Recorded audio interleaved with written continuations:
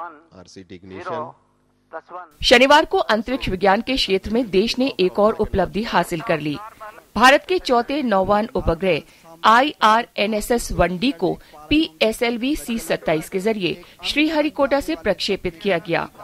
IRNSS प्रणाली की कुल लागत 1420 करोड़ रुपए है। ये प्रणाली दक्षिण एशिया पर लक्षित होगी और इसे कुछ इस तरह तैयार किया गया है कि यह देश के भीतर और इसकी सीमा से 1500 किलोमीटर तक की दूरी के क्षेत्र में प्रयोगकर्ताओं को बिल्कुल सही स्थिति से जुड़ी जानकारी उपलब्ध करवा सके। IRNSS-1D के अभियान का जीवन काल 10 साल का है।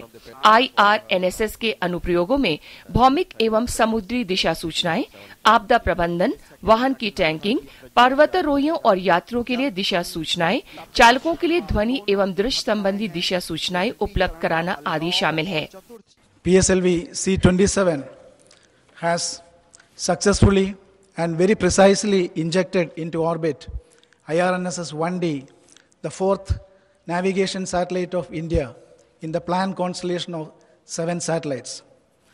This mission has got its significance because we are completing the minimum essential requirement of 4 satellites in the orbit to start the navigation process.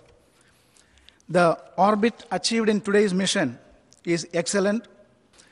With this mission, PSLV has completed 4 successful launches in this current financial year.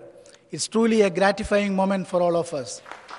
I'm indeed extremely happy to see that the nation has recognized this work of ISRO.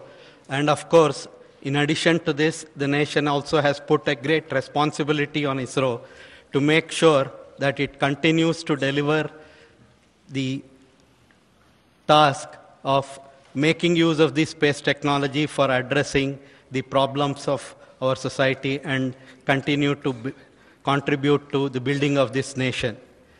I once again thank the entire nation and also our government, Prime Minister, and all the members of the cabinet for reposing the faith in ISRO. इससे पहले इसका प्रक्षेपण 9 मार्च को होना था, लेकिन कुछ तकनीकी दिक्कतों के चलते इसे टाल दिया गया था। यह दिशा सूचक उपग्रह 7 उपग्रहों की श्रृंखला में चौथा उपग्रह है, जो अमेरिका के GPS की तर्ज पर भारत के लिए अपनी दिशा सूचक प्रणाली का मार्ग प्रशस्त करेगा। ये प्रणाली 2 तरह की सेवाएं उपलब्ध कराएगी। एक सेवा होगी स्टैंडर्ड पोजिशनिंग सिस्टम, जो कि सभी प्रयोगकर्ताओं को उपलब्ध होगी। इसके अलावा एक सीमित सेवा होगी, जो कि कूट रूप वाली सेवा होगी और इसे कुछ अधिकृत प्रयोगकर्ताओं को ही उपलब्ध होगी।